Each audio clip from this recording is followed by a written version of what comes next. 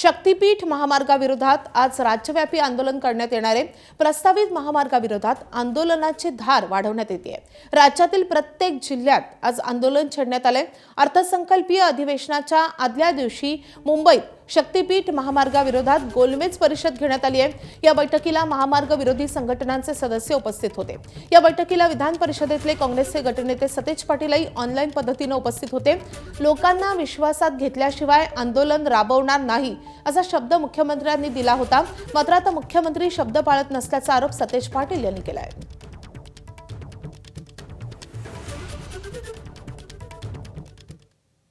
तर शक्तीपीठ महामार्गाला झालेल्या विरोधानंतर परभणी जिल्ह्यात महामार्गाची मोजणी तात्पुरती स्थगित करण्यात आली आहे। पालकमंत्री मेघना बोर्डीकर यांनी प्रेस रिलीजद्वारे ही माहिती दिली आहे। शक्तीपीठ महामार्गाबाबत काही जणांनी गैरसमज पसरवले असल्याचं त्यांनी या पत्रकात म्हटलंय।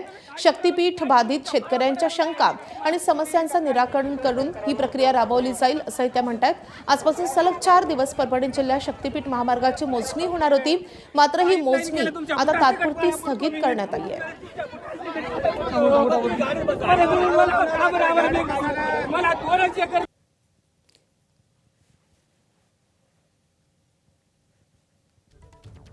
तर इतका तीव्र विरोध होणारा हा शक्तीपीठ महामार्ग नेमका कसा आहे हे ग्राफिक्सच्या माध्यमातून जाणून घेऊयात।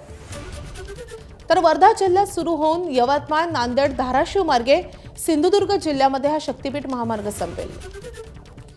या महामार्गाची एकूण लांबी आहे 805 किलोमीटर।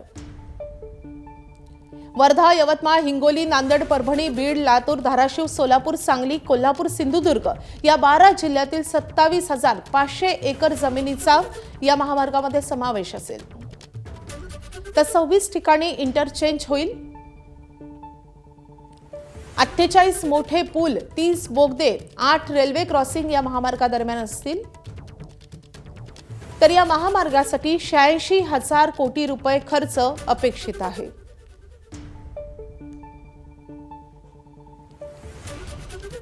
तर कोणकोणत्या मोठ्या देवस्थानांना हा महामार्ग जोडणार ते आपण पाहतोय। वाशीमध्ये कारंजा लाड, कोल्हापूरमध्ये अंबाबाईचं मंदिर असो किंवा नृसिंहवाडीला देखील हा महामार्ग जोडेल। पुढे तुळजापूरच्या तुळजाभवानीला, नांदेडच्या माहूरच्या रेणुका देवीला देखील या मंदिराला देखील हा महामार्गावरून जाणं सुलभ होईल। बीडचा परळी वैजनाथ, हिंगोलीचं औंढा नागनाथ, सोलापूरमध्ये पंढरपूर, सिद्धरामेश्वर, अक्कलकोट, गाणगापूर या देवस्थानांना देखील हा महामार्ग जोडणार आहे। एबीपी माझा, उघडा डोळे बघा नीट।